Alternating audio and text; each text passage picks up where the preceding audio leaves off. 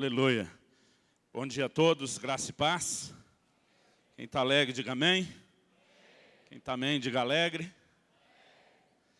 Gente, uma alegria estar com vocês, uma alegria poder repartir do pão sagrado, da palavra de Deus, poder servir vocês na mesa do Senhor. Eu estou muito feliz de rever meu amigo Leandro, de poder estar aqui com vocês. Feliz de reencontrar minha tia Marli, que está aqui na primeira fila. Veio só para me dar um oi. Talvez não fique até o fim. Amo você, tia. Vou fazer até coraçãozinho para você. Ó. E eu quero compartilhar algo que Deus colocou no meu coração.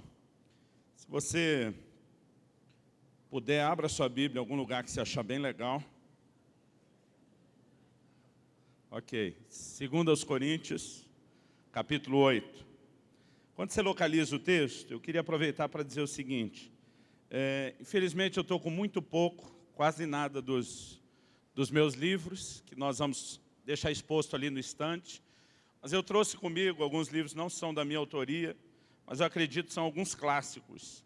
E quando a gente fala dos clássicos, é um jeito mais bonito de dizer que a gente está ficando velho e que a gente quer passar para a nova geração, coisa que talvez eles não conheçam ainda. Na minha adolescência, isso aqui já era antigo, irmão, então você imagina agora, tá? Na minha adolescência, eu li esse livro, Em Seus Passos, O que Faria Jesus. É um clássico da literatura cristã, é uma ficção, uma novela, chame como você quiser, né? Mas é uma literatura poderosa. Ele fala de um pastor que pregou um sermão na sua igreja, desafiando o povo a entender o que é andar nas pegadas de Jesus, como disse Pedro, né? A entender o que é que o apóstolo João diz na sua primeira epístola, quando diz, quem diz estar nele, em Cristo, deve andar como ele andou. E ele propõe um desafio à sua igreja local, aos membros da sua igreja, que eles se perguntassem antes de tomar qualquer decisão, no meu lugar, o que é que Jesus faria? Né? Esse livro, ele se tornou algo tão conhecido no mundo, que é comum até hoje você ver pulseiras, né, com as iniciais dessa pergunta, o que Jesus faria? E aquilo foi tão revolucionário na vida dos membros, começou a contagiar a comunidade, a cidade em que viviam, transbordou. Eu peguei esse livro para reler alguns meses atrás. E eu lembro que eu comecei, a hora que eu entrei no avião em Curitiba, acho que quando desci no Rio já tinha terminado o livro. Né? Apesar dele aparentemente ser um pouquinho grande, não é uma leitura tão extensa ou demorada.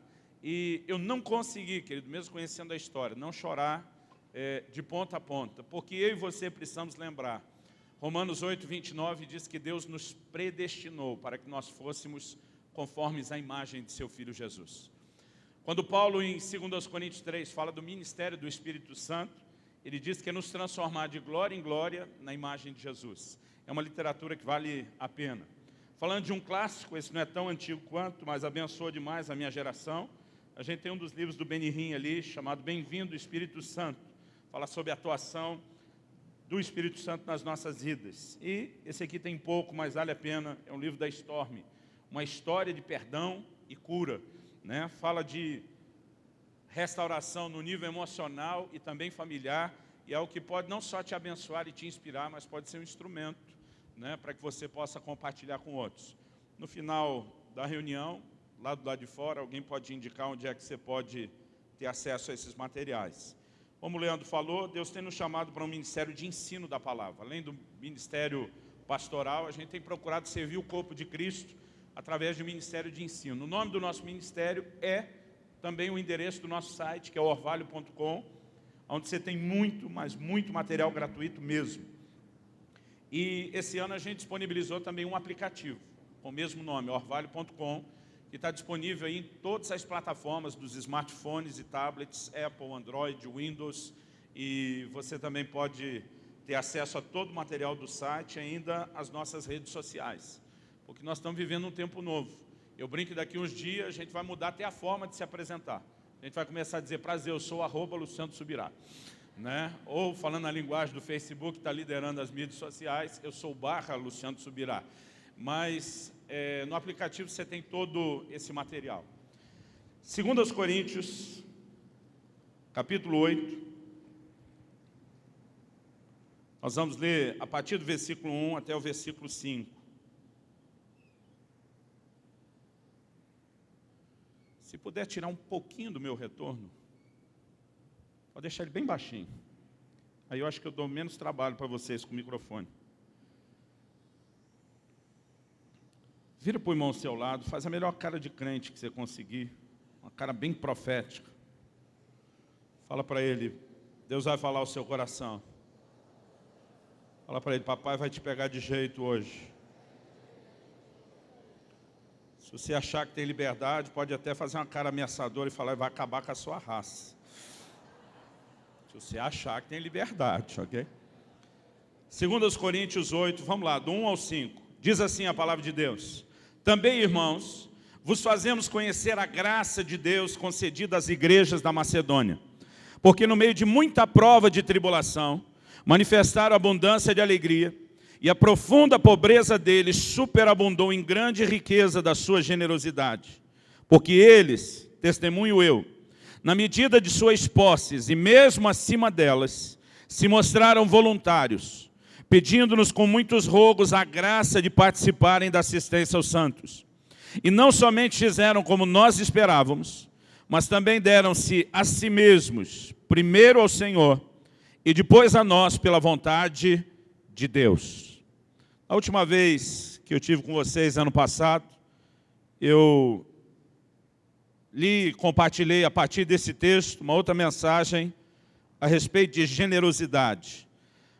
Hoje, a direção que eu sinto de Deus é de falar do nível de entrega que esses irmãos que o apóstolo Paulo está mencionando, da Macedônia, né, provavelmente uma indicação à igreja de Filipos, mas ele se refere à região da Macedônia, e ele fala de um nível de entrega extraordinário. Havia uma grande mobilização sendo feita em várias igrejas para ajudar os cristãos da Judéia. Em 1 Coríntios 16, você vê ele dizendo isso, olha, vocês podem fazer aquilo que eu já orientei às igrejas da Galácia. Vão separando semanalmente um pouco daquilo que você pode contribuir para ajudar esses irmãos. Havia uma grande campanha. Por alguma razão, essa turma ficou de fora. Talvez o motivo seja o que ele menciona aqui, a profunda pobreza deles. Talvez alguém olhou e diz, olha, os macedônios estão tão necessitados quanto. Ou, numa linguagem mais nossa, alguém diria, estão tão ruim das pernas quanto a turma da Judéia. É melhor nem mexer com eles. E eles não foram convocados para essa grande mobilização das ofertas que se fariam. No entanto, o apóstolo Paulo está dizendo que eles pediram com muitos rogos. Apesar de não terem sido chamados, eles insistem que quer participar. Apesar de estarem no estado que Paulo define de extrema pobreza, eles estão dispostos a ajudar. E Paulo diz que eles ainda fizeram o que não podia. Paulo diz que eles foram além das suas posses. E na minha cabeça só tem um jeito de alguém ofertar além das suas posses. É apelar para o crédito. Para você dar o que não tem, você tem que tomar emprestado. Então eu não sei como é que eles fizeram. Talvez alguém foi e negociou de forma antecipada uma prestação de serviço, né, o recebimento de uma colheita previamente negociada. Eu não sei como eles fizeram isso. Mas eles deram daquilo que eles não tinham. E alguns anos atrás, lendo esse texto, eu me senti muito desafiado. Eu fiquei pensando, falei, Deus, hoje em dia, quando a gente desafia os irmãos a ofertar, a maioria faz uma cara de que não é com eles que a gente está falando. Tem gente que não tem coragem de meter a mão no bolso e encarar o escorpião que vive lá dentro. Né? Há uma dificuldade enorme de alguém corresponder já quando você apresenta um bom motivo. Agora, vamos pensar no que essa turma fez. Eles não foram chamados, eles não foram convocados para isso. Muitos de nós, se não for chamado, a gente diria, agora também chamar, não vou. Alguns nem iriam antes de qualquer forma, mas a desculpa seria, agora mesmo se chamar, também não vou. Eles, apesar de não terem sido chamados, eles começam a se oferecer, mas a gente quer. E não foi uma tentativa de se oferecer. Paulo diz que eles pediram com muitos rogos. Essa fala com rogos, né, é basicamente alguém que está implorando. Então eles ficaram insistindo para serem aceitos e ter o privilégio de contribuir. Eles, além de não ter sido chamados e se oferecerem, eles não tinham condições. Poderiam ter usado isso como desculpa, mas eles foram além e disseram, nós queremos contribuir. E além disso tudo, ainda deram do que não tinha. Eu lembro de um dia que eu estava lendo isso, falei, meu Deus, esse é o tipo de crente que eu queria pastorear. Gente que você não pede para ofertar, eles te dão a vai e insiste, nós queremos fazer. Gente que não usa o fato de que não tem como desculpa para não fazer. Gente que você, na verdade, não precisa insistir com eles é que insistem com você. Gente que faz mais do que aquilo que pode. E eu lembro que eu estava falando para Deus, porque se agiram assim, querido, nessa área, isso mostra, na verdade, uma conduta que se estende a outras áreas da vida cristã. E eu lendo esse texto, estava dizendo para Deus, esse é o tipo de crente que eu queria pastorear. E Deus me disse, se você quer ter esse tipo de gente, debaixo da sua liderança, você precisa levá-los a ter o mesmo coração que os macedônios tinham. E Deus me disse, a chave para isso está no versículo 5. O apóstolo Paulo diz, eles não fizeram somente como nós esperávamos, a parte da oferta. Mas o texto diz, mas também deram-se a si mesmos. Primeiramente deram-se a si mesmos, a Deus e depois a nós. E o Senhor falou comigo naquele dia, muitos anos atrás. E diz, o problema de muitos de vocês, pastores, é que vocês estão lutando para tentar fazer com que o povo dê um pouco de tempo para buscar Deus. Vocês estão lutando para tentar fazer com que o povo dê um pouco da sua energia para trabalhar para Deus. Vocês estão lutando para tentar fazer com que o povo dê um pouco dos seus recursos para suprir a obra de Deus. E diz, o que vocês deveriam fazer é levá-los a darem-se a si mesmos ao Senhor. Não dá um pouco da sua energia, não dá um pouco do seu tempo, não dá um pouco dos seus recursos, mas a se doarem ao Senhor por completo. Porque quando existe uma doação profunda, quando existe um nível profundo de rendição e entrega, Deus disse, você não vai precisar ficar chorando para ter um pouco do tempo, da energia ou do recurso deles. E eu comecei a perceber, querido, que um dos grandes problemas nossos, quando falamos de vida cristã, é o quanto nós relutamos com a verdadeira entrega. A vida cristã, querido, ela não envolve apenas essa mentalidade de barganha ou de troca que muitos pregadores do púlpito estão propondo. Então, olha, se você entregar um pouco de si, Deus vai te dar mais do que você está dando. O cara diz, bom, então eu perco um pouquinho temporariamente para ganhar bem mais depois. Isso é negócio, irmão, até para a cabeça do não crente. Se ele tiver certeza que isso funciona, obrigado, mais uma pedrinha na sua coroa lá na glória. Se ele tiver certeza de que isso funciona, até o ímpio vai querer fazer esse tipo de negócio. Nós precisamos entender, querido, que há um lugar em Deus onde nós precisamos ir além dessa mentalidade. Além da mentalidade de fazer só a obrigação, como foi dito antes. Irmão, quando eu e você fazemos só o que a gente tem que fazer, nós estamos cumprindo com uma obrigação que nos foi dada. Quando nós fazemos mais do que deveríamos, nós estamos entrando num lugar de honra. Alguém disse em certa ocasião, obedecer é só para os naturais. Sacrificar é para os sobrenaturais. Há um lugar, querido, onde você entra mais profundamente em Deus, não apenas porque você tem obrigação, mas porque você se sente atraído, porque você deseja isso, porque você quer isso, e porque você entende algo que talvez no início da vida cristã não era fácil de se entender, que é a visão de entrega, é a visão de rendição.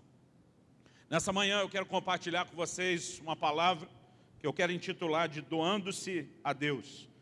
Porque o que Deus espera de mim e de você, querido, não é apenas a doação de um pouco do nosso tempo, um pouco da nossa energia para trabalhar.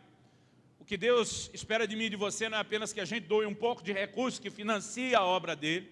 O que Deus espera de mim e de você é que a gente se doe por completo. É que a gente se entregue num nível profundo. É que a gente possa realmente descobrir o que é entrega e a doação de si mesmo a Deus. Você pode dizer amém? Já estou dizendo para onde vai a coisa para você ter tempo de desistir e ir embora antes. Porque o negócio vai ficar estreito aqui hoje. Nós temos falado muito sobre amor por Jesus. A verdade é que quando a gente fala de amor, quando a gente fala de paixão, quando a gente fala de entrar nesse lugar profundo, de corresponder com Deus naquilo que a gente pode classificar como o maior mandamento, que é não apenas amá-lo, mas amá-lo com o que eu gosto de chamar de amor total. Quando perguntaram para Jesus qual é o maior de todos os mandamentos, ele não diz só amarás ao Senhor teu Deus. Ele diz amarás ao Senhor teu Deus de todo o seu coração, com toda a sua alma, entendimento e força. Em outras palavras, você tem que amar com tudo que é em você. É um amor profundo. E amor, querido, se realmente está lá, ele implica necessariamente em doação. No Evangelho de João, no capítulo 15, no versículo 3, Jesus diz, ninguém tem maior amor do que esse, de dar a alguém a própria vida em favor dos seus amigos. Jesus está dizendo que o mais alto nível de amor, a maior expressão de amor que se pode conhecer, envolve entrega da própria vida. E se nós falamos, querido, de amar a Deus, se nós falamos de realmente amá-lo de todo o coração, alma, entendimento e força, nós não podemos deixar de fora da nossa teologia o entendimento do que é essa doação, do que é esse nível mais profundo de entrega. Em Romanos 8:36, Paulo diz, como está escrito, por amor de ti, somos entregues à morte o dia todo. Outra versão diz, todo dia. Fomos considerados como ovelhas para o matadouro.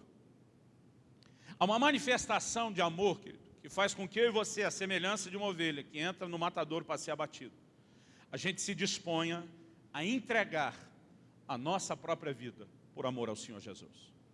Isso não significa necessariamente ter que ser um mártir de forma literal da causa do Evangelho, mas significa desistir de viver para nós e tomar a decisão de vivermos intensamente para com o Senhor. Eu quero que você abra num outro texto comigo, que é o Evangelho de Marcos, no capítulo 8. Eu quero que você leia comigo a partir do versículo 34. Evangelho de Marcos, capítulo 8.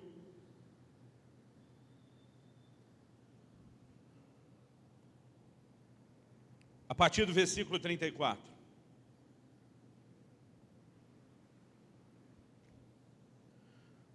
O texto diz assim, então convocando a multidão e juntamente os seus discípulos. Deixa eu fazer uma pausa aqui. Muitas vezes quando você estiver lendo o Evangelho e você perceber que a Bíblia está falando que havia uma multidão, preste atenção, porque isso não acontece nenhuma nem duas vezes apenas, várias vezes. O que a gente descobre é que quando Jesus olha para a multidão, é quase como se ele dissesse, tem muita gente aqui, não que ele não quer todo mundo. Mas a reação é quase como, eu acho que eles não entenderam qual é a minha proposta para eles. Em Lucas 14, a Bíblia diz que Jesus, percebendo uma grande multidão à volta de si, ele começa a dizer, qual de vocês é o homem que se vai construir uma torre, não senta primeiro calcular quanto custa, para ver se dá conta de chegar até o fim. E diz, porque se quando você fizer o seu orçamento, seu planejamento, seus cálculos, você descobrir que não consegue terminar, melhor nem começar. O que é que Jesus estava falando? Ninguém se lança a um empreendimento sem ter a certeza que pode terminar, porque se achar que não dá conta, é melhor nem começar. Em outras palavras, Jesus está dizendo, vocês querem me seguir? Senta primeiro e calcula quanto custa, para ver se você dá conta de ir até o fim, porque se você acha que não dá conta de ir até o fim, vaza logo. A mensagem é muito forte, aí Jesus diz, quer ser meu discípulo? Você vai ter que negar-se a si mesmo. Você vai ter que me colocar à frente de tudo. Você vai ter que me passar à frente de você mesmo, da sua família, de tudo aquilo que é importante para você. Calcula se você dá conta. Várias vezes, quando havia multidões, Jesus entra com esse ensino, e aqui em Marcos não é diferente, diz, então convocando a multidão, e juntamente os seus discípulos, disse-lhes, se alguém quer vir após mim, a si mesmo se negue, tome a sua cruz e siga-me. Você pode repetir essa frase comigo? Diga, se alguém quer vir após mim, a si mesmo se negue, tome a sua cruz e siga-me. Aí Jesus emenda no 35, quem quiser, pois, salvar a sua vida, perdê-la-á. E quem perder a vida por causa de mim e do Evangelho, salvá-la-á. Que aproveita o homem ganhar o mundo inteiro e perder a sua alma? O que daria um homem em troca da sua alma? Porque qualquer que, nessa geração adúltera e pecadora, se envergonhar de mim e das minhas palavras, também o Filho do Homem se envergonhará dele, quando vier na glória de seu Pai com os santos anjos. Capítulo 9, versículo 1. Você sabe que a Bíblia não foi escrita em capítulos e versículos, essa divisão é posterior, para facilitar a gente encontrar e localizar o texto. Mas muitas vezes a maneira como eles dividiram isso, parece que eles separaram o assunto. Capítulo 9, versículo 1 é uma continuidade, não é uma mudança de assunto. Dizia-lhes ainda, em verdade vos afirmo que, dos que aqui se encontram, alguns há que de maneira nenhuma passarão pela morte, até que vejam ter chegado com poder o reino de Deus.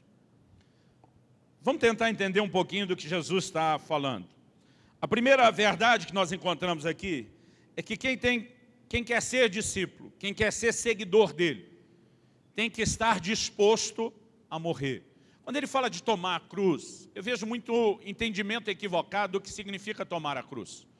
Eu tenho visto pessoas Outro dia um camarada me apresentou a sogra. Ele disse, pastor, deixa eu lhe apresentar, essa aqui é minha cruz. Falei, o quê? Ele falou, não, minha sogra.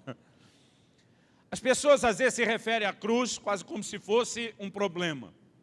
Quando Jesus falou sobre tomar a cruz, na mentalidade, querido, daquela cultura, eles entendiam o que era a mensagem. Todo prisioneiro que o Império Romano sentenciava à morte de cruz, ele antes de ser executado, ele era obrigado a carregar sua cruz em público. O que ele está dizendo para todo mundo? Eu estou admitindo que eu fui sentenciado à morte.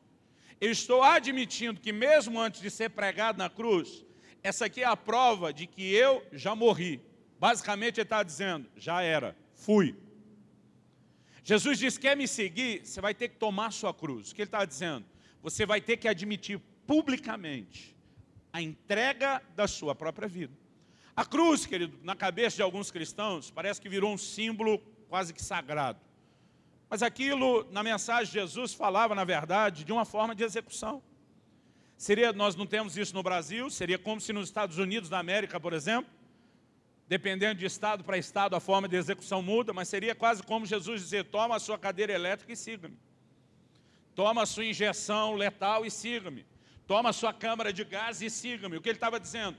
Você vai publicamente demonstrar que você está sentenciado à morte. Jesus não está necessariamente falando de morte literal, mas está falando de alguém que tem que desistir de viver para si mesmo, para viver para o Senhor. Quem está entendendo, diga amém. Então, basicamente, o que ele está dizendo é que quem quer ser discípulo dele tem que morrer. E eu acredito que nós estamos vivendo um tempo onde a gente precisa de uma verdadeira reforma. Porque hoje em dia, irmão, ser crente é o atrativo para muita gente resolver todos os seus problemas. E eu não estou dizendo para você que Deus não intervém. Eu não estou dizendo para você que Ele não tem cura, que Ele não tem restauração familiar, que Ele não tem provisão. Deus seja louvado porque isso tudo está à nossa disposição. Mas o apóstolo Paulo disse, é só para essa vida que esperamos em Cristo. Nós somos de todos os homens, os mais infelizes, os mais dignos de lástima. Na verdade, a nossa relação com Deus, que Ele tem que ir muito além de qualquer benefício terreno ou temporário que a gente possa obter. A gente, na verdade, precisa ter uma visão para toda a eternidade. John Blanchard, ele diz, morrer para o nosso conforto, nossas ambições e nossos planos, faz parte da própria essência do cristianismo. Hoje em dia, a proposta de conversão é mais ou menos assim, ó, sozinho você fracassou, põe Jesus que você vai ser feliz. Põe Jesus, vai dar tudo que você quer e não conseguiu, Ele vai te dar. Mas a verdade, querido, que se há um elemento no Evangelho onde Deus pode acrescentar coisas que a gente não conseguiria, existe outro que está sendo negligenciado, é que Deus vai pedir de nós algumas coisas que nós já temos. O Evangelho envolve renúncia, o Evangelho envolve entrega. E quando Jesus estava conversando com os seus discípulos, Ele, na verdade, não fala só sobre essa morte para o eu. Ele chega ao ponto de falar de morte física literal.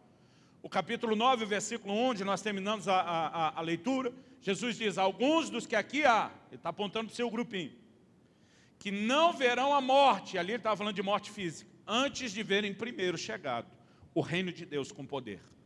Então Jesus não está falando só de morte simbólica para o eu, o que ele inclui, querido, é a disposição de morrer até mesmo de forma natural e literal, é a disposição de ir até mesmo às últimas consequências.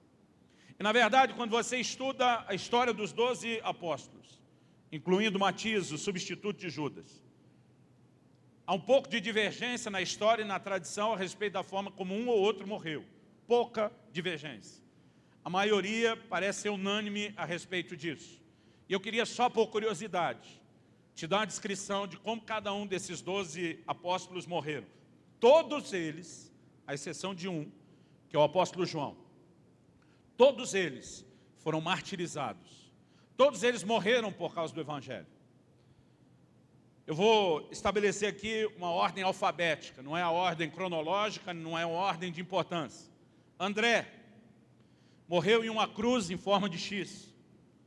Bartolomeu, ou Natanael, de acordo com o Evangelho de João, foi esfolado vivo. Quem não sabe o que é ser esfolado é ter o couro arrancado. Foi esfolado vivo e crucificado de cabeça para baixo. Outras fontes dizem que ele teria sido chicoteado até a morte. Eu não sei qual que você preferia escolher se estivesse no lugar dele. Filipe foi enforcado. João Foi lançado, de acordo com a tradição, num caldeirão de óleo fervente, mas teria sobrevivido de forma milagrosa. E como sobreviveu, foi exilado na ilha de Patmos. Judas, Tadeu, morreu como mártir pregando o evangelho na Síria e na Pérsia. Mateus foi morto à espada. Matias foi apedrejado e depois decapitado. Não bastasse o tanto de pedrada que levou. Simão Pedro foi crucificado de cabeça para baixo. Simão Zelote, acredita-se que tenha sido crucificado também. Tiago, o menor, o outro, também foi crucificado. Alguns dizem que foi junto com Simão Zelote. Tiago, o maior, que é o irmão de João, esse foi o primeiro a ser martirizado, e o livro de Atos diz que Herodes mandou passá-lo ao fio da espada. Tomé foi atingido por uma lança. Outras fontes só dizem que ele teria sido martirizado na Índia, sem mencionar como. O que Jesus estava falando para aquela turma que estava ouvindo ele, não era apenas da disposição de morrer para si, mas de chegar ao ponto de até mesmo, de maneira literal, se fosse o caso, de morrerem por causa dele. Está falando de um profundo nível de comprometimento, está falando de um profundo nível de entrega. Em dias, querido, onde a gente vê o evangelho talvez só promovendo ganho, só promovendo lucro, a gente precisa voltar a considerar que a palavra de Deus fala de um nível mais profundo de entrega.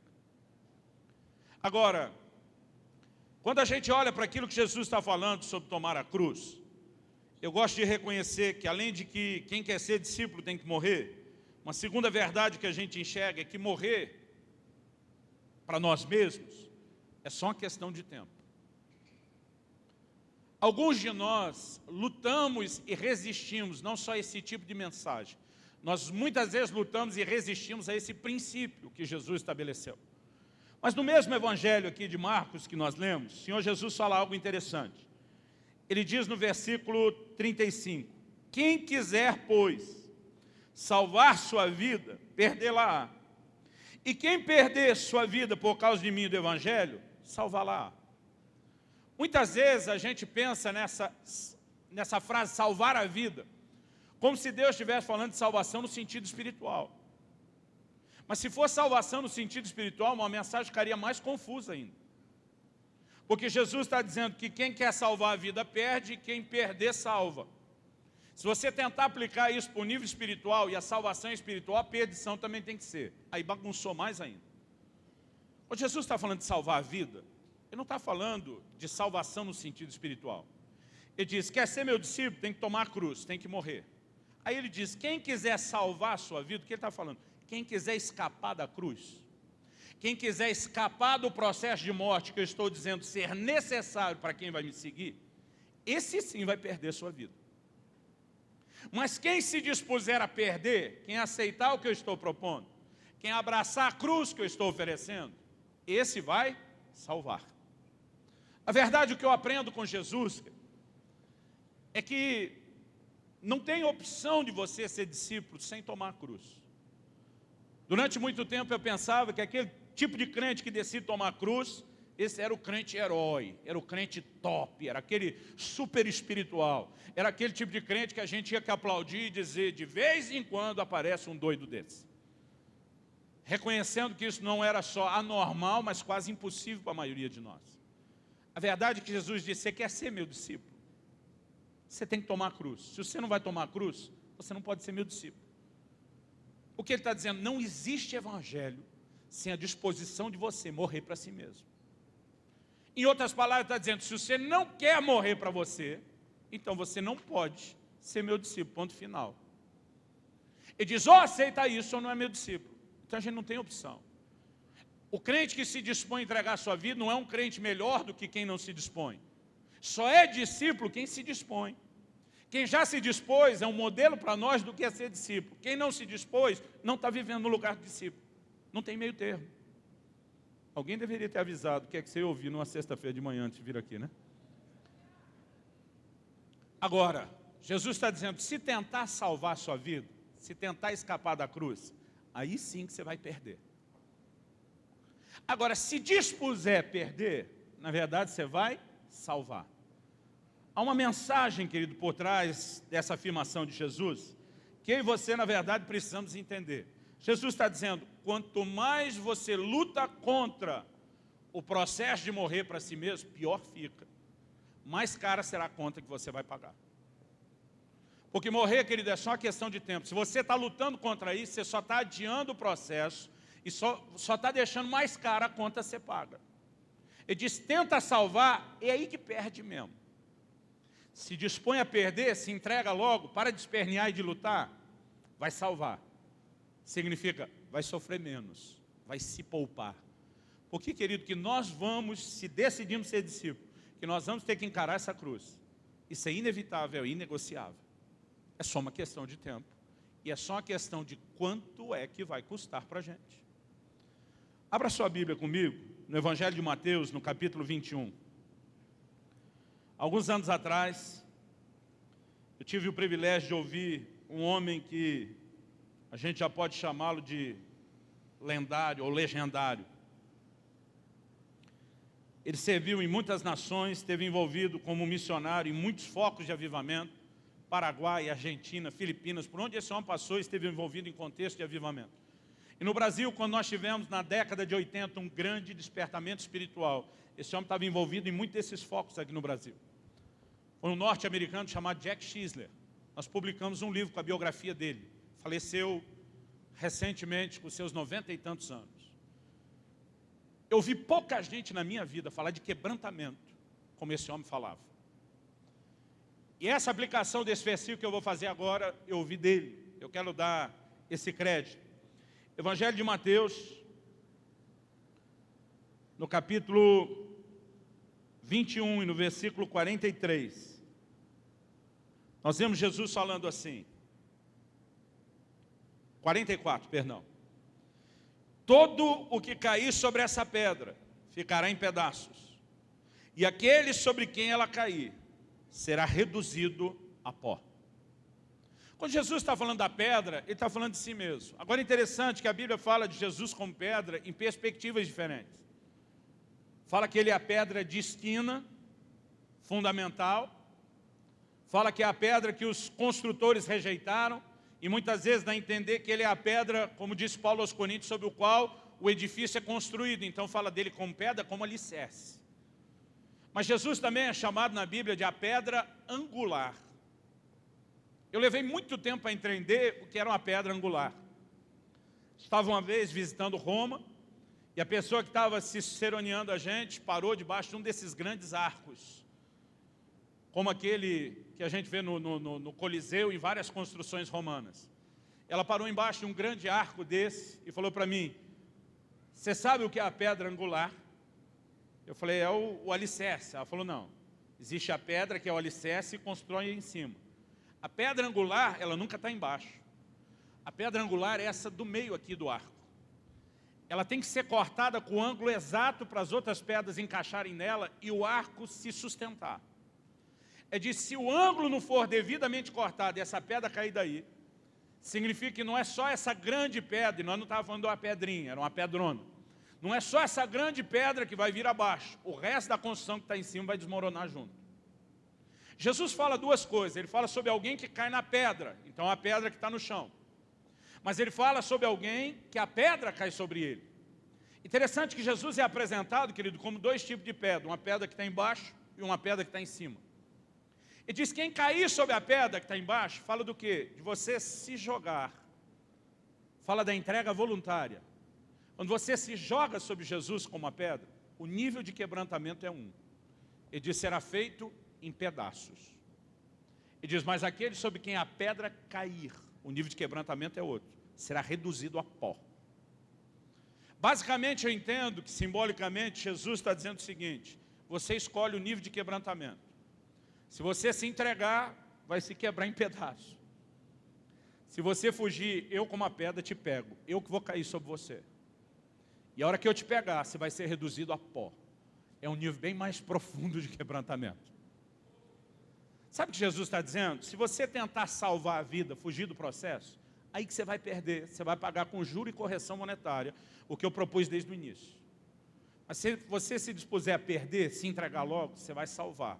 O processo vai ser bem menos doloroso. Tem muito crente, querido, sofrendo de forma desnecessária, porque ele está esperneando em relação a alguns processos de Deus.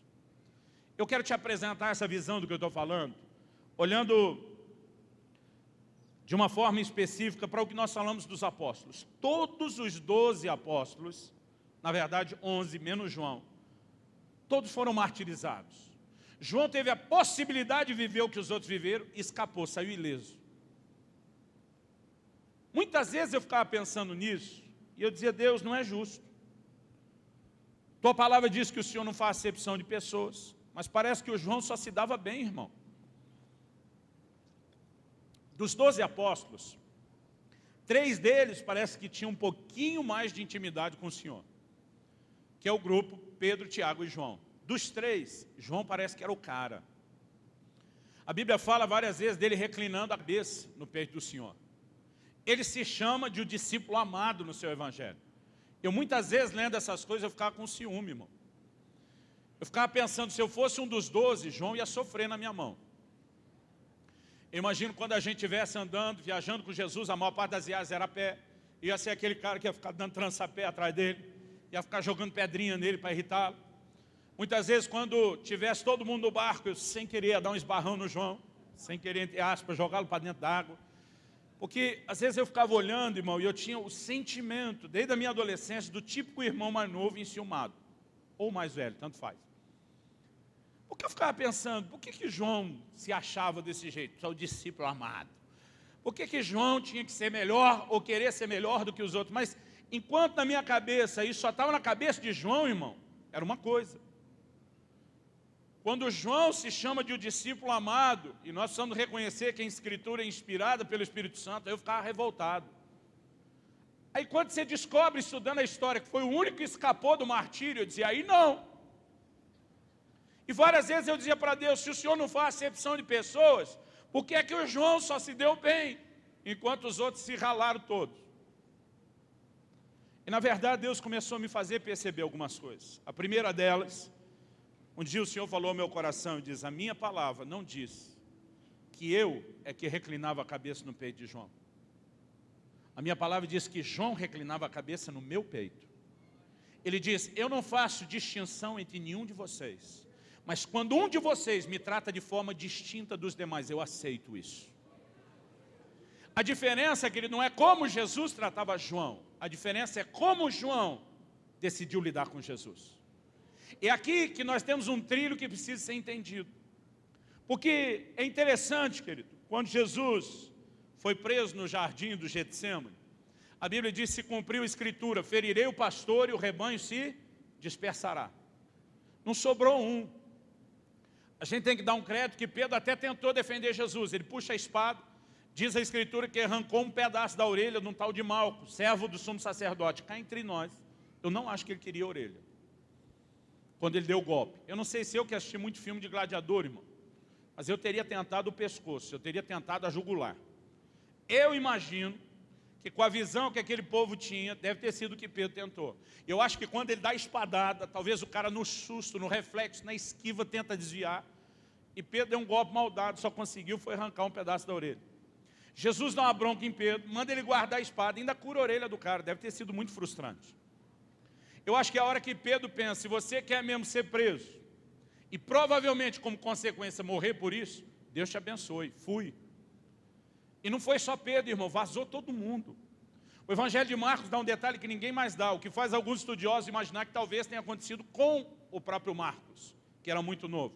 Diz que tinha um jovem enrolado num lençol, e que quando os guardas tentaram prendê-lo, ele largou o lençol na mão dos guardas, fugiu nu, tamanho desespero. Isso mostra que os guardas não queriam prender só Jesus, tentaram prender todo mundo. A diferença é que Jesus foi o único que não correu, o resto correu. Todo mundo correu. E se cumpriu a Escritura, ferirei o pastor, o rebanho se dispersará. Agora, abre comigo no Evangelho de João, no capítulo 18 e no versículo 15. Apesar de todo mundo ter corrido,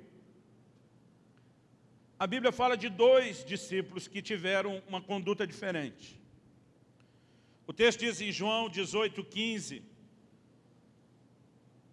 Simão Pedro e outro discípulo seguiam a Jesus. Essa é a maneira como João fala de si o Evangelho todo. Ele não menciona o seu nome. O tempo todo ele só se chama de um outro discípulo. O que mostra que João não era esse show-off, esse cara exibido, como às vezes alguém pode imaginar. O texto de Simão Pedro e outro discípulo seguiam a Jesus. Sendo esse discípulo conhecido do sumo sacerdote, entrou para o pátio desse com Jesus. Jesus foi preso. O texto diz que eles iam seguindo Jesus de longe. O que é essa expressão de longe? Se os guardas tentar correr, prender a gente de novo, a gente vaza outra vez. Se não se incomodarem conosco, nós vamos à distância para ver no que é que isso vai dar. Jesus entra no Sinédrio, e a Bíblia diz que esses dois chegam até o local onde Jesus foi preso. Só que o versículo 15 diz que o outro discípulo, não fala isso de Pedro, fala do outro discípulo. Diz que o outro discípulo, ele era conhecido do sumo sacerdote. A tradição diz que João era fornecedor de peixe lá, nós não sabemos se isso é verdade. O que a Bíblia diz e nós podemos confiar é que ele era conhecido. Então quando ele chega ali, querido, as pessoas sabem quem é João. Ele é conhecido. É aí que vai fazer sentido quando você lê versículo 16. Pedro, porém, ficou de fora junto à porta. João chega, é conhecido, já vai entrando. Pedro ficou do lado de fora, próximo à porta. O texto diz, saindo, pois, o outro discípulo, que era conhecido do sumo sacerdote, falou com o encarregado da porta e levou Pedro para dentro. É ele que consegue fazer Pedro entrar, porque ele é conhecido e Pedro não. Então ele de alguma forma convence, está comigo, é confiável, pode entrar. Versículo 17. Então a criada encarregada da porta perguntou a Pedro, não és tu também um dos discípulos desse homem? Por que ela diz, você também é discípulo? Por que o também? Porque ela está olhando para João e diz, esse nós conhecemos, sabemos que é. Você também é? É a primeira vez que Pedro nega Jesus, diz, eu não, só ele. Há uma diferença de comportamento, querido, de João e de Pedro, desde o início do Sinédrio, até o momento em que Jesus está sendo crucificado. Qual a diferença de comportamento de um e de outro? João, apesar de ter corrido com a galera, ele entra no Sinédrio dando a cara a tapa, dizendo, eu sou discípulo dele. Quem quiser me prender junto, quem quiser me arrastar junto, eu estou aqui, eu estou assumindo, eu estou admitindo isso.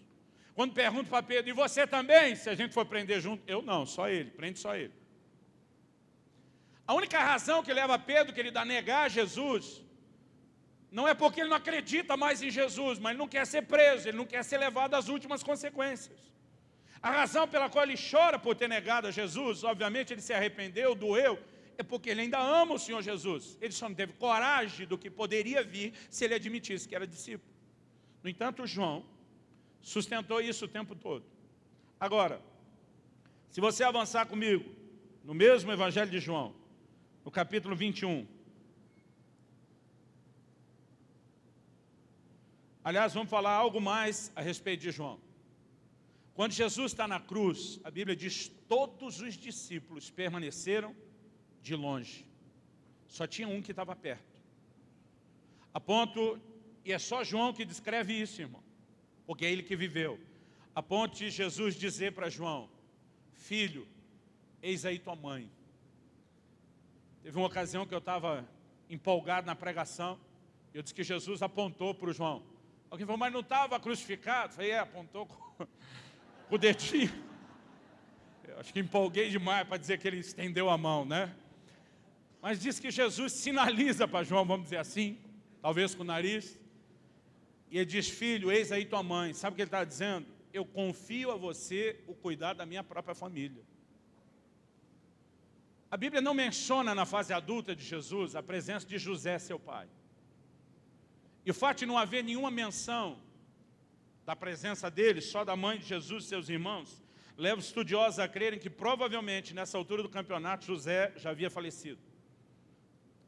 A lógica dessa afirmação é que onde Jesus vai, a família tinha que ir junto. Porque quando o pai falecia, o filho mais velho tinha a responsabilidade de assumir a liderança da casa. Com Jesus morrendo, querido, devia ser algum dos demais filhos na sequência, assumindo a liderança. Mas essa é a fase em que os irmãos de Jesus ainda não acreditam nele. E Jesus confia o cuidado da sua mãe ao seu discípulo João, que é o único que está perto. Ele diz para João, eis aí tua mãe. Ele diz para a mãe, eis aí teu filho. Era o único que estava perto. Agora deixa eu te dizer algo. Se Deus não faz acepção de pessoas, Se João não era necessariamente um predileto, favorecido, sendo tratado de forma diferente, porque ele foi o único que escapou do martírio, enquanto todos os outros foram martirizados. Eu particularmente acredito que o que estava em vigor foi aquilo que Jesus falou. Quem tentar salvar sua vida, vai perdê-la. Todos os demais que tentaram salvar sua vida no jardim, que correram, foram os que tiveram que morrer por isso depois. Jesus diz, quem perder sua vida, quem se dispuser a entregar, vai salvá-la.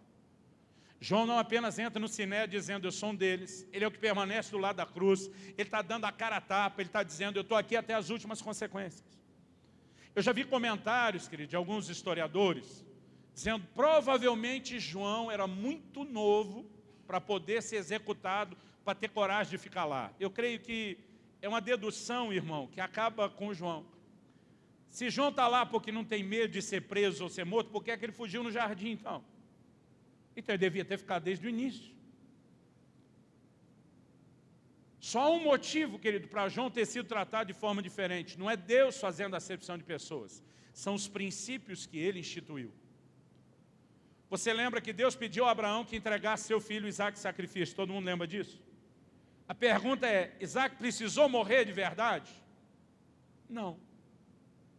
Porque o que Deus queria, querido, não era necessariamente o sangue do menino sendo derramado.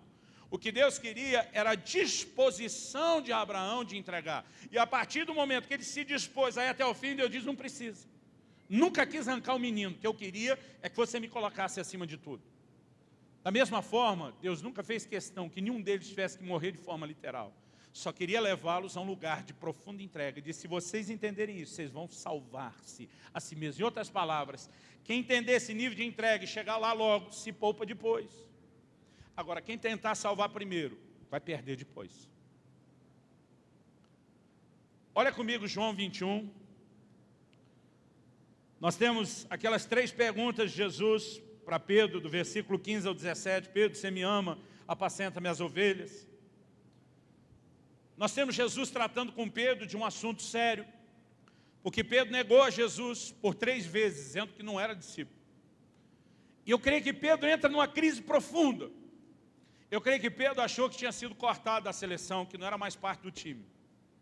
Para Jesus por 3 vezes falar, Pedro, você ama? Amo, Senhor. Apacenta minhas ovelhas. Sabe o que Jesus está dizendo? Eu não desisti de você, Pedro. Pedro tinha voltado a pescar quando Jesus apareceu para ele, coisa que ele havia abandonado antes. Se esse não for um argumento completo, em Marcos 16, quando o anjo que está lá no túmulo vazio de Jesus, que as mulheres vão visitar, dá uma instrução, ele diz para as mulheres, ide e dizei aos discípulos e a Pedro, que ele, Jesus, vai adiante de vós. Pedro é o único mencionado pelo nome. Eu creio que se Pedro não fosse mencionado pelo nome, e as mulheres chegassem só, está chamando os discípulos, ele ia dizer, eu já estou fora. Neguei Jesus, não sou parte desse time. Jesus diz, Pedro, você me ama? Pergunte Jesus no grego, é você me ama agapau, é o amor sacrificial. Pedro responde, tu sabes que eu te amo filéu, é amor fraternal, de amigo, de irmão. Basicamente, quando Jesus pergunta a primeira vez, ele diz, Pedro, você me ama mais do que esses todos? Eu não creio que Jesus estava propondo um campeonato de amor, the love contest, alguma coisa do gênero. Porque quando os discípulos começaram a discutir quem dentre eles era o maior, Jesus deu uma bronca na galera toda. Então ele não ia colocá-los agora para competir quem ama mais. O lance é que lá em João 13, quando Jesus falou, um de vocês vai me trair essa noite, a maioria, irmão, se viu na possibilidade de ser o cara. A maioria pergunta, Senhor, porventura sou eu, porventura sou eu, porventura sou eu. Só tem um que não pergunta, porventura sou eu. A pergunta dele é diferente. A Bíblia diz que Pedro vira para João, que está com a cabeça reclinada no peito de Jesus, e ele diz, pergunta quem é.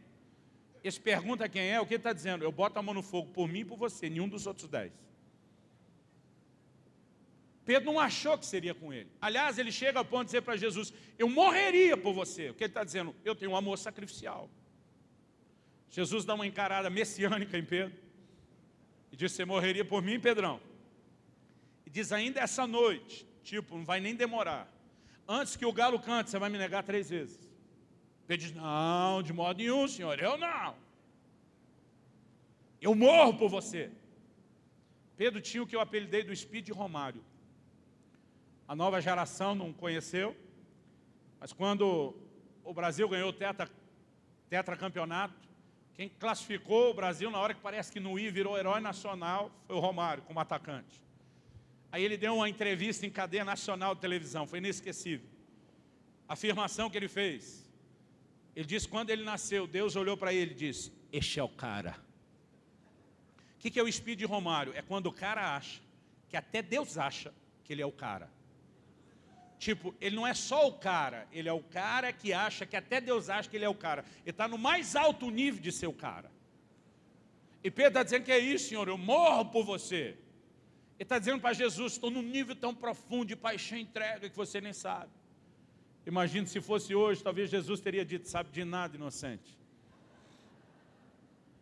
Ele diz, ainda essa noite, a hora que o negócio apertar para o seu lado, você vaza. Agora Jesus encontra Pedro e diz, e aí Pedro, você me ama mais do que todo mundo? Tipo, você ainda acha que é o cara? A resposta de Pedro, apesar de ser afirmativa, ele meio que está desconversando, ou explicando melhor, ele diz assim, ó, amar eu amo, mas não é aquelas coisas, não é aquela Brastemp, diria a geração anterior. Imagina a moça perguntando para o noivo, benzinho, você me ama? Ele diz, eu te considero muito, gosto de você. Irmão, nós sabemos em crença que esse cara se meteu, não é o que ela está perguntando, muito menos o que ela quer ouvir. Jesus está dizendo, Pedro, você me ama agapau? A resposta dele, eu gosto de você, Jesus, te considero muito. Mas basicamente ele está dizendo, agapau não. Jesus insiste na segunda pergunta, Pedro, tu me amas agapau? Pedro insiste na resposta, tu sabes que eu te amo, filéu, amar eu amo, mas não é isso tudo. Aí vem a terceira pergunta, e a Bíblia diz no versículo 17 que Pedro se entristeceu com a terceira pergunta. O que é que tem de diferente na terceira pergunta? Jesus diz, Pedro, tu me amas, filéu. A terceira pergunta é só isso mesmo que você tem? E a Bíblia diz que Pedro não só se entristeceu, mas disse, Senhor, tu sabes todas as coisas. O que está por trás dessa frase? Lá atrás eu achava que era o cara, lá atrás eu achava que eu amava a ponto de morrer, mas o Senhor já sabia que não estava pronto. Não dá para enganar você, Jesus. É você que sabe das coisas, você sabe que eu amo, mas só filéu. Ou seja, não estou pronto para morrer por você. Depois de admitir seu fracasso, a gente entra no versículo 18 e 19, olha comigo. Jesus diz, em verdade te digo, que quando eras mais moço, tu te cingias a ti mesmo e andava por onde querias. Quando, porém, fores velho, estenderás as mãos, outro te cingirá e levará para onde não queres. Durante muito tempo eu li esse versículo 18 e eu pensava, é mistério. Mas o 19 explica o mistério. Disse isso para significar com que gênero de morte Pedro havia de glorificar a Deus. E depois de assim falar, acrescentou-lhe, segue-me. Esse segue, irmão, é a mesma frase lá do começo. O que Jesus está dizendo, Pedro? Você pode não amar o que você prometeu ou achava que amava. Você pode reconhecer que você está só no filéu, você não tem o amor sacrificial. Mas Pedro, eu estou te pedindo, apacenta minhas ovelhas. Jesus está dizendo, eu não desisti de você. Mas Senhor, eu achava que morreria por você e não estava pronto. A mensagem de Jesus por trás disso é, você não estava pronto no começo, você não está pronto agora. Mas Pedro, vai chegar o momento em que você estará pronto. Pode não parecer uma boa notícia, mas quando Jesus está falando sobre com que tipo de morte Pedro vai morrer, e ele diz, estenderás as mãos, olhe para cá. O que quer estender as mãos? Morte por crucificação. Era a forma mais comum de execução praticada pelo Império Romano. Eu, quando era criança, achava que só Jesus e os dois bandidos foram crucificados. Depois, estudando a história, eu descobri que incontáveis milhares de pessoas foram crucificadas. Jesus estava dizendo, Pedro, deixa eu te dar uma boa notícia. Parece que não é boa, mas é. Ele disse, quando você era mais moço, isso não é só idade cronológica, é maturidade. Ele disse, você mandava no seu nariz, Pedro, você fazia o que queria, você estava no governo. Mas quando você for mais velho, de novo, não é só idade cronológica, é maturidade. Ele diz, você não vai estar mais no comando. Outro vai liderar você. E vai chegar um momento onde você vai estender as mãos. Pedro, deixa eu te dizer algo, você ainda vai me glorificar, morrendo por mim. Você podia não estar pronto lá atrás, pode não estar pronto agora. Mas quando eu olho para você, Pedro, eu não vejo apenas aquilo que você era, eu não vejo apenas aquilo que você é. Eu olho para você e eu enxergo aquilo que você ainda vai se tornar. E eu vejo você, alguém que vai chegar lá. A boa notícia era, no começo você não estava pronto, você correu, você negou fogo. Mas Pedro, vai chegar o momento que você vai estar pronto. Então, por antecipação a crédito, deixa eu te dizer, me segue. Você não está desqualificado para ser um dos meus, porque você não tinha isso antes, mas você vai ter depois. Então, Pedro, eu estou acreditando, investindo em você, me segue. Aí eu acho que Pedro estufa o peito.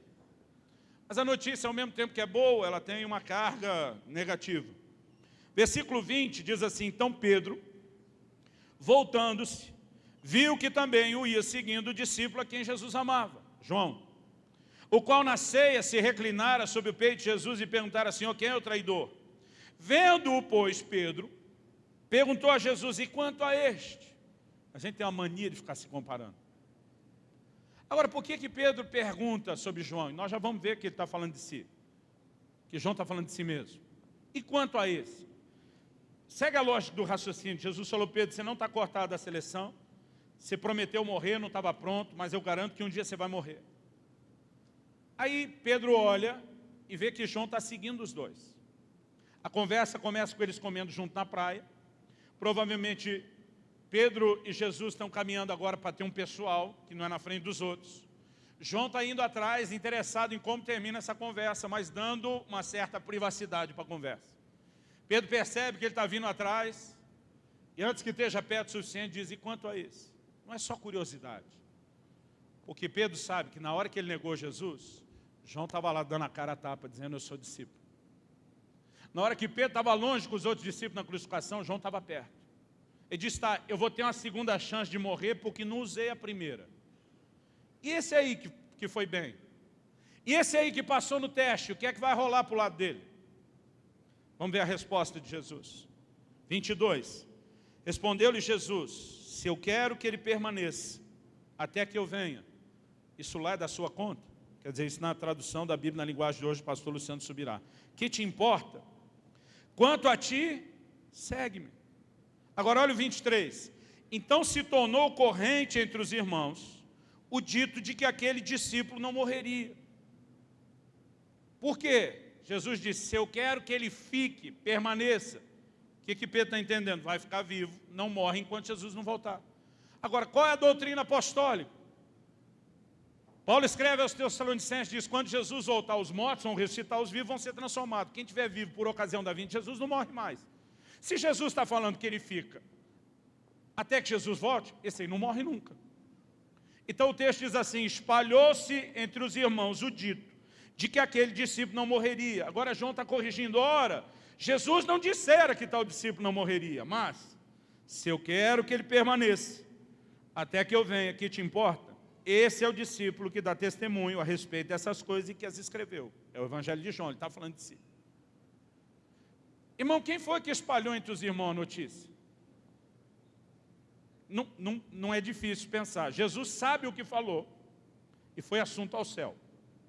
João está explicando, não foi isso que ele falou. Quem que espalhou a notícia, irmão? Pedro. Além de negar Jesus, era linguarudo.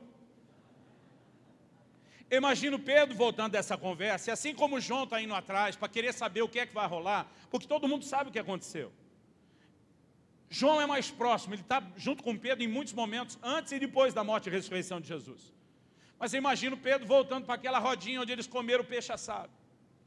Imagino Pedro voltando meio cabisbaixo, chutando areia. Vai chegando a turma, e aí Pedro? E aí o quê?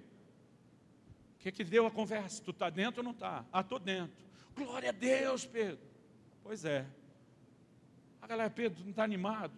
Eu estou feliz, mas é que ele falou uma coisa aí meio pesada. O que foi que ele disse? Ah, basicamente ele falou para mim, velho, não adiantou nada você tentar salvar a sua vida no começo. Vai perdê-la do mesmo jeito no fim. Está lascado. Imagina, os caras, é mesmo, Pedro? Ele diz, é. E se vale para mim, vale para vocês tudo, seus cabeção. Todo mundo que correu, todo mundo que ficou longe vai pagar a mesma conta. Aí imagino Pedro dizendo, só tem um que não. Os caras, só um que não. Adivinha quem, galera? Os caras, não. Quem que espalhou a notícia, irmão? Pedro conta para os outros que vão contando para todo mundo. Por quê? O que é que nós lemos lá em Marcos 9? Jesus diz, alguns dos que aqui há Ele falou no plural, a provisão era para muito mais gente. Não passarão de modo nenhum pela morte, sem que primeiro vejam o reino de Deus chegado com poder. Aqui Jesus está dizendo, ele vai ficar até que eu venha. Na cabeça de todo mundo, João vai ficar vivo até o dia que Jesus voltar. João está falando, não é isso, gente. Tem uma pegadinha aqui.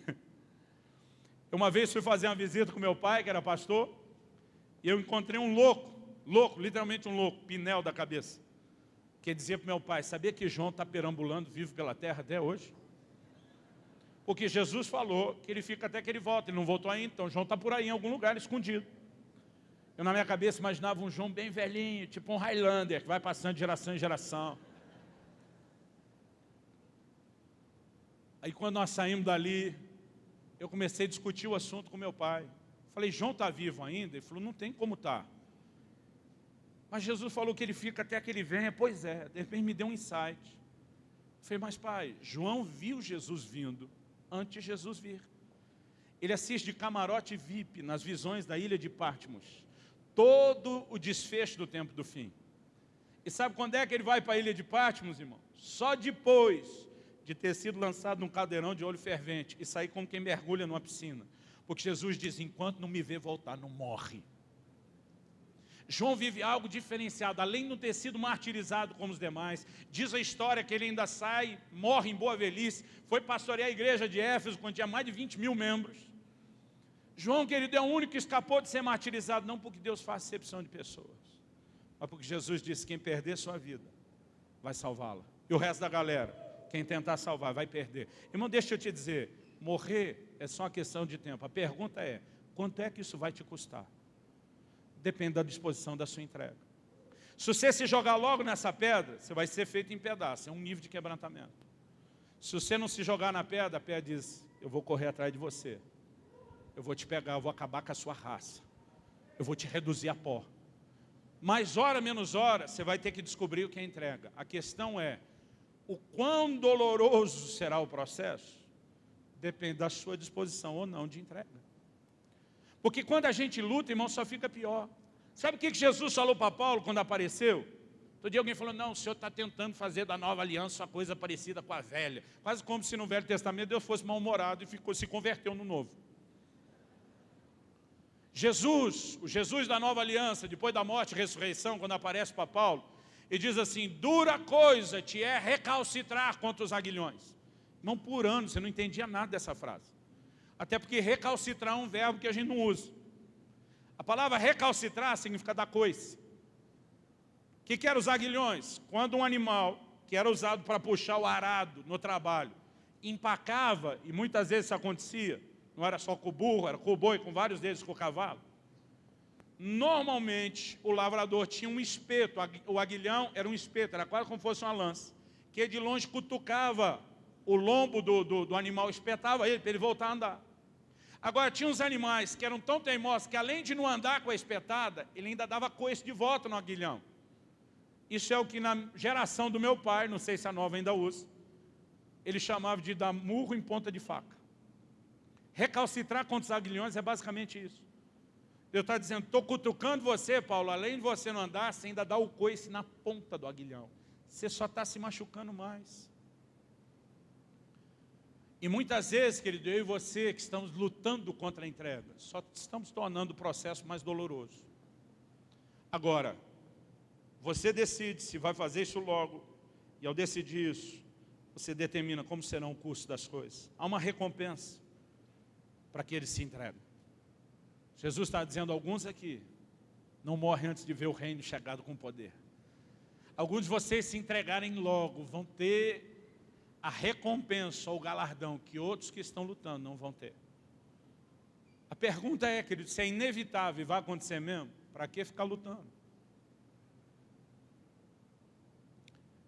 Eu senti muito forte da parte de Deus.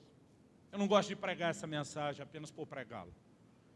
Eu preciso sentir que nós estamos num contexto profético. Quando a entrega se dá logo, sem resistência, algumas perdas podem ser evitadas. Isaac não precisou morrer de verdade. Algumas entregas que eu e você fazemos, querido, elas não são perdas, porque quanto mais rápido a gente se entrega, a gente vai descobrir que Deus não está tentando sabotar a gente, Deus não está tentando sabotar nossa alegria, Deus não está tentando, querido, privar a gente de realizações. Eu lembro que meus 2 irmãos, quando me viram indo para o ministério cedo, disseram: você quer ser pastor e pregador? Deus te abençoe. Nós queremos ganhar dinheiro. Eu lembro que um deles me disse: e eu quero ganhar dinheiro porque eu quero viajar o mundo. Alguns anos atrás, um deles me disse: velho, nós fomos fazer faculdade, ganhar dinheiro, você correu cuidar das coisas do reino de Deus, a gente achava que você não ia a lugar nenhum. Quem mais rodou o mundo até agora é você. Você pode olhar isso por diversos ângulos, querido. Não existe perdas reais quando eu e você decidimos nos entregar àquele que está pedindo algo de nós. A perda, ela pode soar perda no momento da entrega, mas você vai descobrir que Deus nunca esteve perseguindo a gente e que há sempre uma forma de honrar toda a entrega que foi feita. A entrega é parte de um processo de aprendizado. Todos nós precisamos disso, querido. Eu fico imaginando, outro dia alguém me perguntou: pastor, eu olho para os seus filhos, eles são uma bênção. Qual o segredo disso? Falei: irmão, além de orar muito pelos bichinhos, é saber dizer muito não, é saber enquadrar, é saber colocar limites. Porque se você só diz sim o tempo todo, você estraga qualquer um. Se você não corrige, você estraga qualquer um. O Adonias tentou tomar o trono de Davi, a Bíblia diz: nunca, jamais, seu pai lhe havia contrariado. Deixa a criança crescer sem limite para você ver o estrago. Agora, no momento que você fala não, querido, o filho não consegue entender: papai me ama. Um dia ele vai entender isso. No momento, não é gostoso. Quando você ensina a eles que eles têm que esperar determinadas coisas. Meu filho esse ano ganhou de presente um carro. Mas ele tem 17 anos ainda, irmão, não tem carteira. Eu não deixo ele dirigir. Ele já tem o carro dele, mas não pode dirigir. Porque quem não aprende, querido, a esperar, e tem muita gente mesmo dentro da igreja.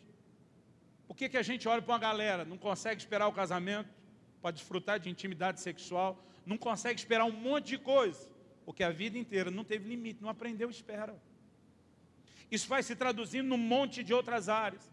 Por que tem nego tomando, querido, ministério à força, em vez de esperar a sua hora? Nunca aprendeu a lidar com o tempo e com a espera, com a frustração de aguardar o momento certo. E Deus não nos trata de forma diferente. A Bíblia diz: como um pai corrige os filhos, assim Deus corrige o filho, quem ama. Como um pai põe limite para os filhos, irmão, a analogia lógica é: Deus também põe limites para a gente. Como um pai tem que ensinar os filhos a esperar, Deus também. O livro de Hebreus diz que Jesus aprendeu a obediência pelas coisas que sofreu. Eu me lembro quando na minha adolescência, lendo desse texto, eu falei: não, está errado. Como que Jesus teve que aprender a obediência? Está falando dele como homem. Aprendeu a obediência pelas coisas que sofreu. Limitações, privações, provações, fortalecer o caráter de Jesus. Se Jesus, que era Jesus, precisou disso, a pergunta com a resposta óbvia é: e nós, galera? Vamos chegar a algum lugar sem conhecer a entrega? Sem ter de vez em quando Deus botando a mão no peito dizendo: espera.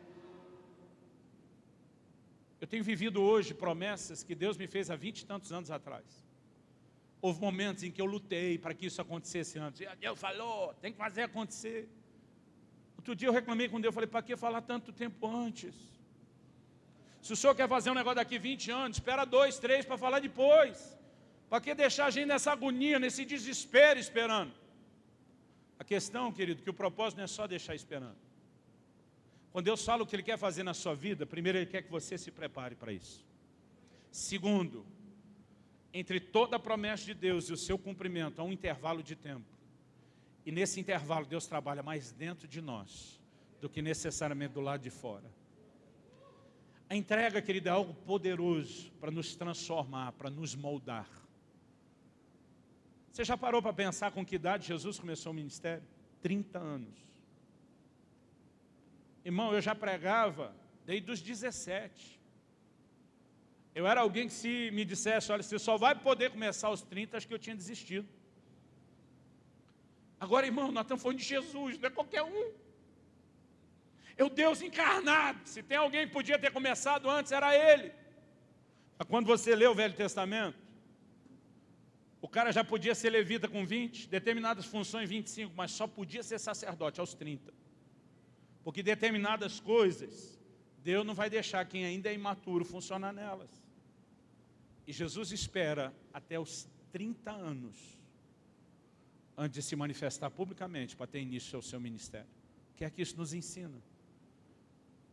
Que eu e você também temos que aprender a lidar com a espera. Isso tudo é parte da visão de rendição, de entrega.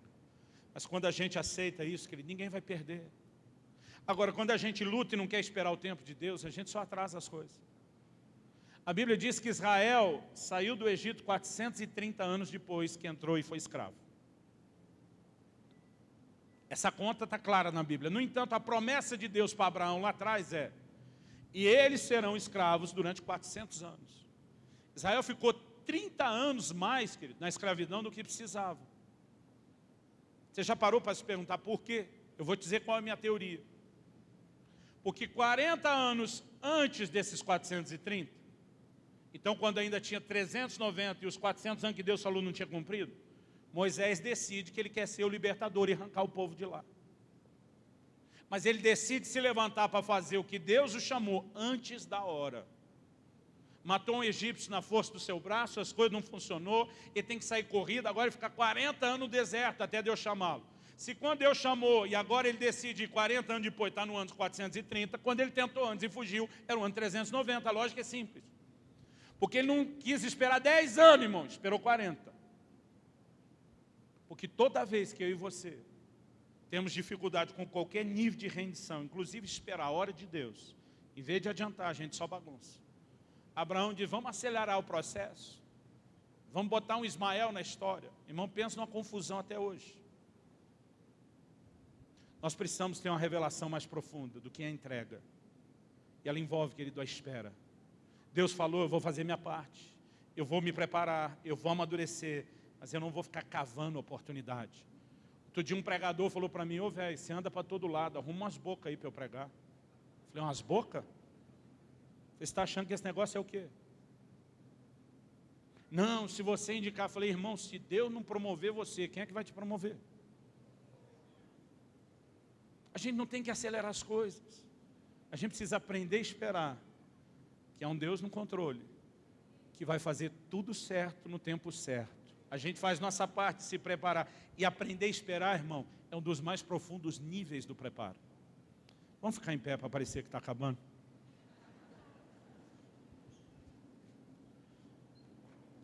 Joseph Tom disse: quando você coloca a vida no altar, quando se prontifica e aceita morrer, você se torna invencível. Não tem mais nada a perder. Deixa eu te dizer algo interessante. Antigamente, quando eu lia sobre os mártires, aqueles que morreram pela causa do Evangelho, eu muitas vezes tinha a sensação que eles perderam. Eu muitas vezes tinha a sensação que o diabo ganhou aquela briga. Eu pensava num Estevão que morre no auge do seu ministério. Eu pensava num Tiago, irmão de João, primeiro dos 12. E muitas vezes a ideia que eu tinha: puxa, o diabo conseguiu matar esses caras antes da hora. A sensação que às vezes tinha é que Deus perdeu e o diabo ganhou, mas isso não é verdade. A história só prova uma coisa: todo martírio, ele só fortalece uma causa, ele nunca mina ela. Quando as pessoas veem gente disposta a morrer pelo que acredita, irmão, isso só fortalece a causa. A verdade é que o diabo nunca quis que ninguém morresse por causa do Evangelho. O livro de Hebreus diz que ele detinha o poder da morte. E a Bíblia diz que ele escravizava as pessoas pelo medo da morte. Qual era a força dele? Ameaçar de morte. Então quem tem medo de morte, volta atrás. Se você negar Jesus, você morre. O cara quer mais viver do que amar Jesus. Então tá bom, eu nego. Era isso que ele queria. Agora, quando encontrava gente que dizia: pode matar, pode esfolar, pode apedrejar, pode crucificar de cabeça para baixo, nós não voltamos atrás. Ele nunca ganhou. Aliás, deixa eu te dizer mais. Essas pessoas que foram martirizadas pela causa do Evangelho, elas poderiam ter livramento. No livro de Hebreus, a Bíblia fala de alguns que pela fé apagaram a força do fogo. Está falando dos amigos de Daniel. Fala de gente que fechou a boca de leões. Está falando do próprio Daniel. Fala de gente que teve muito nível de intervenção e não precisou morrer. Só que o texto fala assim, que alguns não aceitaram seu próprio livramento. Os caras podiam usar a fé e ter o livramento, mas disseram, nós não lançamos mão do crédito. A Bíblia diz assim, porque visavam uma superior ressurreição. Todo mártir pela causa do Evangelho, quando chegar a hora da ressurreição, não vai ter o mesmo nível de glória dos demais, vai ter um nível diferenciado de glória. Essas pessoas entenderam que até para eles era lucro, para o Evangelho foi lucro. Agora, há algo que nós precisamos entender, Apocalipse 12, 11. Diz assim, eles o venceram, está falando do diabo, pelo sangue do Cordeiro. Nenhum crente tem dificuldade de entender o sangue de Jesus. Eu desde que me entendo por gente, na hora que o trem apertava no reino espiritual, eu já sabia clamar o sangue de Jesus tem poder. Eles o venceram pelo sangue do Cordeiro, pela palavra do seu testemunho, a semelhança de Jesus, que enfrenta o diabo confessando a palavra de Deus. Eu e você também precisamos usar a espada do Espírito, que é a palavra. A espada não se maneja com a mão, querido, se maneja com a boca. Mas o texto fala algo que eu não vejo ninguém falar. Todo mundo fala do sangue, fala da confissão. Apocalipse 12, 11 termina dizendo, eles o venceram, porque não amaram as suas vidas até a morte. Quando alguém não se valoriza mais, a ponto de dizer eu morro, ele não está perdendo o diabo, ele está ganhando. A Bíblia diz, eles o venceram, sabe por quê, querido? O diabo nunca quis tirar a vida de ninguém. Eu quando comecei a pregar o Evangelho, já que Jesus diz, o ladrão vem para roubar, eu sabia que ele estava falando do diabo. Eu dizia, olha, o diabo quer roubar seu dinheiro, o diabo quer roubar sua saúde, o diabo quer roubar sua família. Eu descobri que não é nada disso que ele quer roubar. O que ele quer roubar, querido, é a sua fé, é a sua relação com Deus. Mas por que ele mexe nessas coisas? Porque ele sabe que não pode te tirar do lugar mais seguro do mundo, que é o colo de Jesus. Jesus disse, minhas ovelhas ninguém pode arrancar da minha mão. Você está no lugar mais seguro do mundo, que é o colo dele. Agora você não é refém do amor de Deus. Você desce desse colo a hora que quiser, Deus não te obriga a ficar lá. Então qual é o jogo do diabo?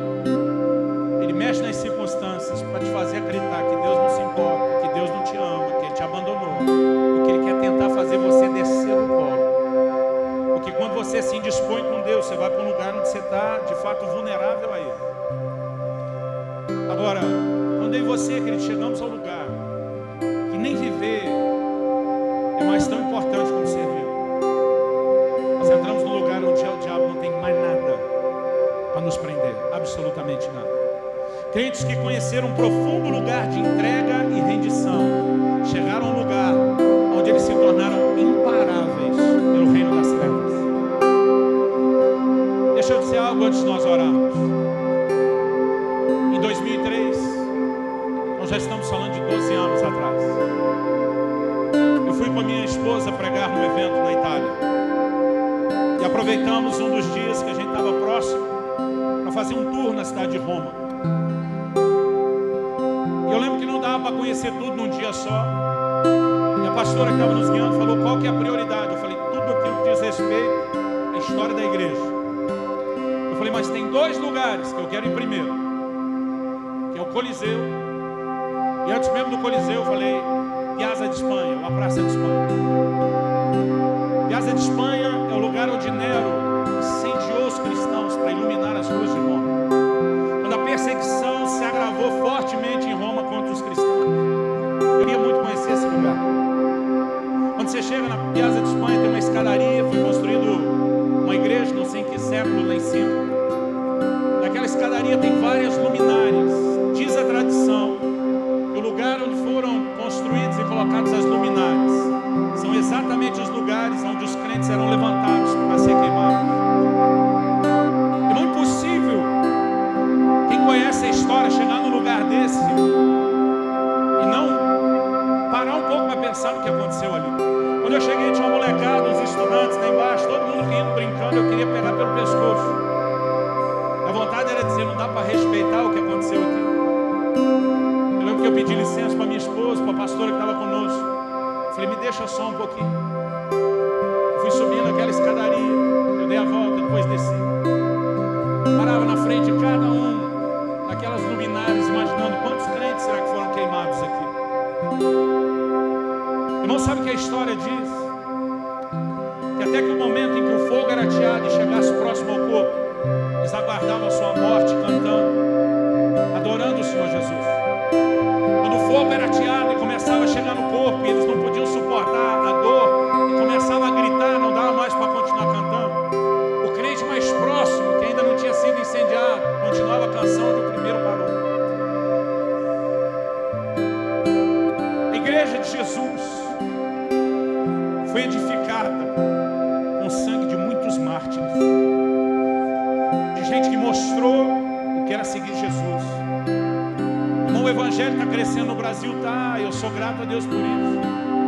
Mas nós temos hoje exatamente a mesma proporção de desviado do lado de fora que a gente tem de crente do lado de dentro. Eu me recuso a ser parte de uma geração que aceita ter do lado de fora o mesmo tanto de desviado que a gente tem de crente do lado de dentro. Isso só mostra a fragilidade do nosso compromisso. Isso só mostra a fragilidade da nossa relação com Deus. Enquanto eu andava por ali, parece que algo me pegou por dentro. Eu não conseguia conceber a ideia, querido, de ser parte de uma igreja que por qualquer coisinha está desistindo de Jesus. Eu chorei que nem criança aquele dia em Roma. E naquele lugar eu falei para Deus: eu quero aqui agora renovar diante do Senhor todos os meus votos de entrega, todos os meus votos de rendição. Eu quero te seguir até as últimas consequências. Eu não quero brincar com você, eu não quero brincar com o evangelho, eu não quero viver um evangelho de barganha, de interesses. Eu quero viver esse lugar de resposta, de rendição, de entrega. E até hoje eu não sei te explicar o que aconteceu ali há 12 anos atrás, mas eu posso te dizer que minha vida nunca mais foi a mesma. Você não precisa estar numa praça de Espanha para fazer isso.